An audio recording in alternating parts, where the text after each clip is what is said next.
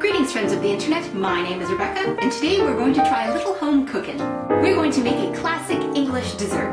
Now I wasn't born in England, but I do have one of these because my dad is from here, and it's called chip, not fry, as I grew up watching this and reading this, and it's ground beef, not mincemeat, because mincemeat is sweet and there's no meat in it and you put it in pies. So, you know, not British, but pretty darn close. Today I decided we're gonna get real fancy and make an English trifle. Now, considering our British heritage, my family is usually no nonsense when it comes to cooking. Salad, done. But we're gonna make today a special occasion, so let's get fancy. Now, the recipe for English trifle is over 4 centuries old, and it can be made a million different ways. Now, I could easily make my own recipe or use my mom's trifle recipe, but we're going to use my grandma's recipe because she's the trifle maker in the family. Grandma, you're such a trifle maker. My grandma brought this recipe with her when she moved across the pond to Canada in the 1950s, and it's been the same way ever since.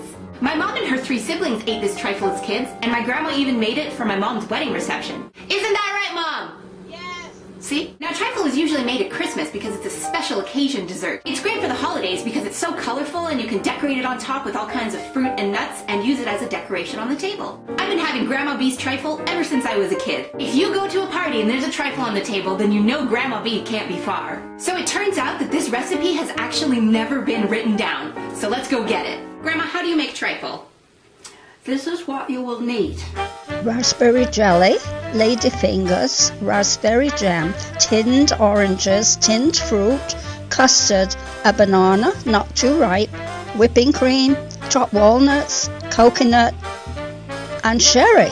Thanks, Grandma. I'll let you know how it goes. Thank you.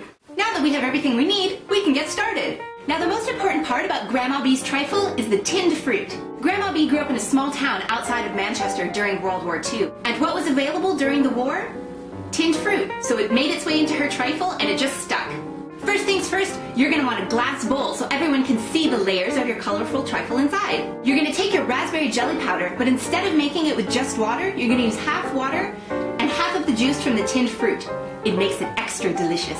Then you're going to take your ladyfingers and cover them in raspberry jam and soak them in the sherry. Sprinkle the fruit on top and don't forget the tinned oranges, and then pour the jelly all over everything and put it in the fridge to set. So while we're waiting for that to set, let's play a game. Charlotte, come here. What are you filming? Put this blindfold on. And we're gonna play Guess That Crisp flavor. We're starting with this one. Salt and vinegar?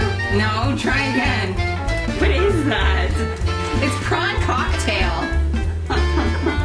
Next flavor. Grandma, stop laughing. That tastes like Worcestershire sauce. Yeah! Ding, ding, ding, ding, ding, ding, ding. Thanks, Char. You did really good. You can go now. Next up, we're gonna need some custard. But not just any old custard will do. You want English custard. So, since it's in a packet, just read the instructions. Bam! This is getting exhausting. I need a tea break. Grandma, would you like some tea? Oh, yes, I would. There you are. Thank you very much. Cheers, yes. Eccles cakes. From Radburn's on Church Street, Eccles. Is that where you're from, Grandma? Yes, of course. Made with currants, a little spice, butter, and flaky pastry.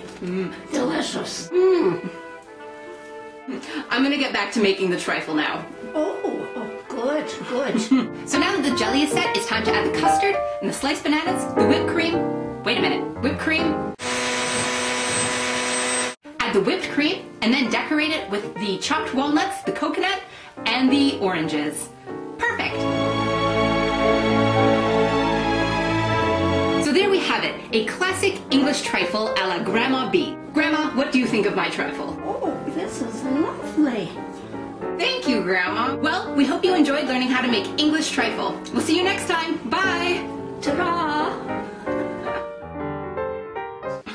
What is this called? A banana. A banana? Yes.